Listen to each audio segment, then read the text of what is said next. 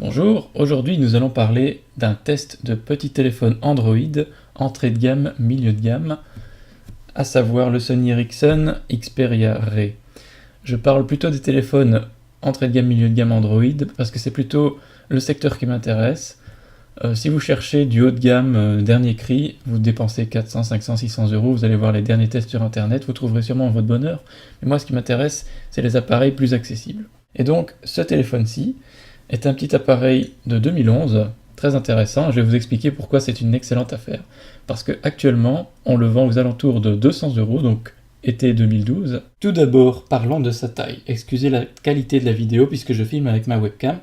Nous avons donc le Sony Ericsson Xperia Re à droite et le classique Samsung Galaxy S de 2010 avec un écran de 4 pouces à gauche. 4 pouces, c'est une taille tout à fait classique pour un smartphone Android. Tout cela pour vous permettre de comparer en fait. Le Xperia Re, comme vous pouvez le voir, fait une taille de 3,3 pouces. Il est vraiment tout petit à côté. Néanmoins, malgré sa petite taille d'écran, il affiche une résolution de 854 x 480 pixels. Ça lui donne une densité très élevée de 300 points par pouce, ce qui est quasiment du niveau de l'iPhone 4S. Qui plus est, il est extrêmement léger, record, il fait 100 grammes. Grâce à sa petite taille, c'est un téléphone qui tient vraiment bien en main, très facile à manipuler à une main. Il me fait penser à un vieux feature phone, mais avec le confort et la vitesse d'un smartphone récent, donc c'est très agréable. Bien entendu, il ne faut pas avoir des très grosses mains. Au niveau des boutons et des connectiques, on a un bouton Home physique, des boutons Retour et Menu tactile, malheureusement pas rétroéclairés. Au-dessus, bouton d'alimentation et prise casque de très bonne qualité. Sur le côté, contrôle du volume et zoom de l'appareil photo. Et de l'autre côté, micro USB pour les données et recharger.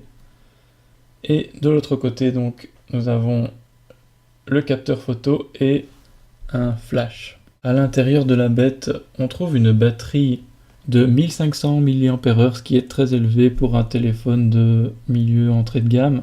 D'habitude, on trouve plutôt du 1200 mAh dans les petits Samsung.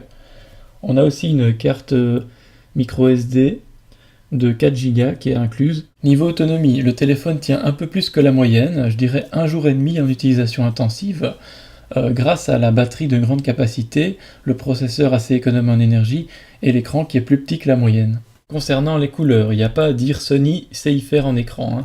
Les couleurs sont fidèles et bien calibrées, bien éclatantes aussi, grâce à la technologie Bravia intégrée, beaucoup plus que sur les Samsung qui tirent généralement vers le bleu. Donc vraiment un écran impeccable, même si ce n'est pas un écran AMOLED, il est extrêmement contrasté et les couleurs bien réglées, donc je le préfère largement à celui de mon Samsung. Pour la petite histoire, ce téléphone est censé être le milieu de gamme de Sony en 2011, face au Xperia Arc S qui est le haut de gamme. Mais en réalité, il a très peu à envier au Arc S. Pourquoi ? Parce que tout d'abord, il a un écran de qualité et de résolution identique, même s'il est plus petit. Ensuite, parce qu'il a un processeur Snapdragon S2 à 1 GHz de Qualcomm qui est très véloce, comme on va le voir tout à l'heure. Et enfin, parce qu'il a un appareil photo exceptionnel, le meilleur appareil photo sur un smartphone que j'ai vu en 2011. C'est un capteur Backlight Illuminated CMOS. Donc c'est la même technologie que sur l'iPhone 4S et les photos sont de qualité comparable. De plus, il peut aussi enregistrer en vidéo en 720p. Toujours concernant l'appareil photo, la sensibilité dans le noir est vraiment très élevée, il y a peu de bruit et on voit beaucoup de détails, contrairement à mon Samsung par exemple où c'est une catastrophe dans le noir. Le logiciel Sony de l'appareil photo est très évolué comme sur un vrai appareil photo, avec un ajustement instantané au changement de lumière, un réglage des couleurs et de la balance des blancs qui est vraiment très très bon, et un mode automatique qui passe par exemple automatiquement en mode portrait.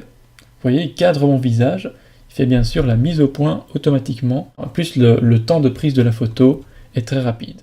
Voici un extrait de photo prise dans des conditions de lumière extrêmement faibles. Le Xperia Re capte plus de détails et affiche des couleurs plus justes. Même constat pour les photos prises en extérieur sous une lumière normale.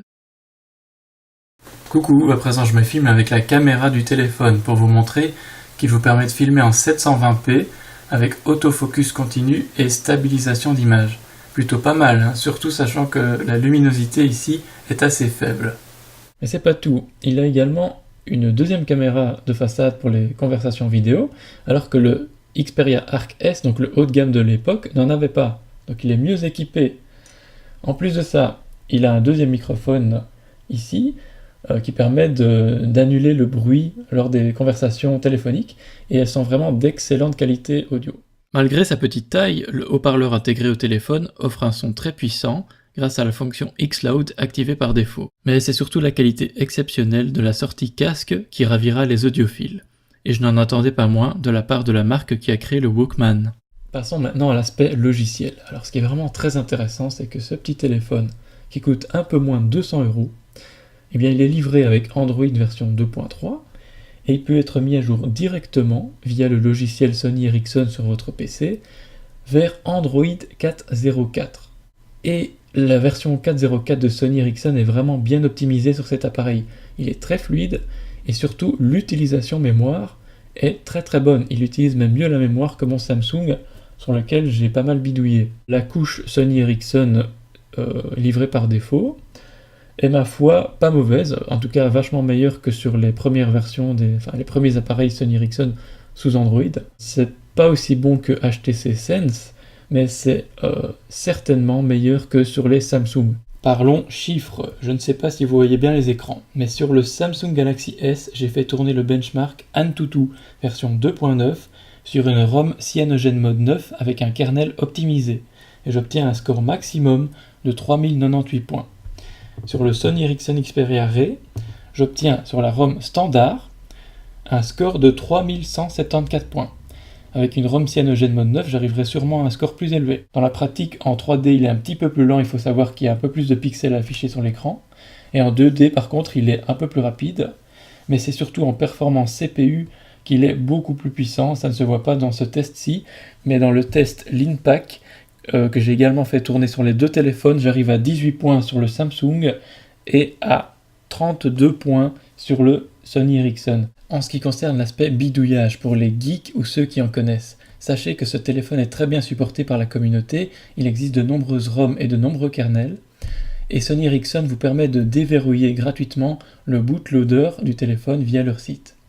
Au niveau des ROM, vous pouvez très bien installer une CyanogenMod 9 100% stable et fonctionnelle, ou encore opter pour des ROM hybrides qui vous permettent de profiter du meilleur des deux mondes, c'est-à-dire d'avoir un Android pur, mais avec les améliorations de Sony comme le Bravia Engine ou l'appareil photo optimisé. Et enfin terminons en parlant des défauts, car il y en a toujours. Tout d'abord, comme je le disais tout à l'heure, si vous avez des gros doigts et que vous voulez utiliser le clavier virtuel en mode portrait, c'est pas facile. Moi par contre ça va. En mode paysage par contre, aucun souci. L'autre gros problème du téléphone, c'est la mémoire interne. Il n'y a que 1 Go de mémoire totale, dont 420 MB pour stocker les applications, comme sur tous les téléphones Sony Ericsson de 2011. 420 MB, je pense que ça suffira amplement à beaucoup de gens. Par contre, si vous êtes très bidouilleur et que vous installez beaucoup d'applications, vous devrez utiliser App2SD et Link2SD pour déplacer les applications sur la carte SD et contourner ce problème. Au niveau des produits concurrents dans la même gamme de prix, on trouve finalement pas grand chose de comparable.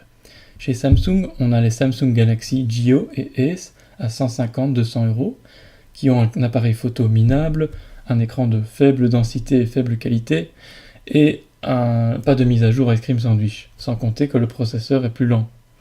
Chez HTC, on a le Desire C qui est sous Ice Cream Sandwich, lui, mais pareil, même problème, processeur plus lent, écran plus petit et pas de bonnes photos. Par contre, toujours chez Sony, on trouve dans la nouvelle gamme 2012 le Xperia U à 200 €. Il possède un processeur dual-core plus rapide, plus de mémoire de stockage interne et un écran de qualité similaire. Par contre, en photo, il est mauvais.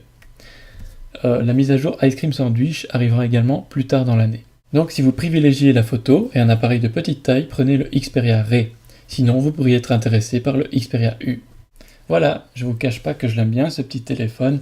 Finalement, ce que je préfère, c'est sa petite taille et son petit prix. Et le fait qu'on puisse le glisser partout pour faire des super belles photos.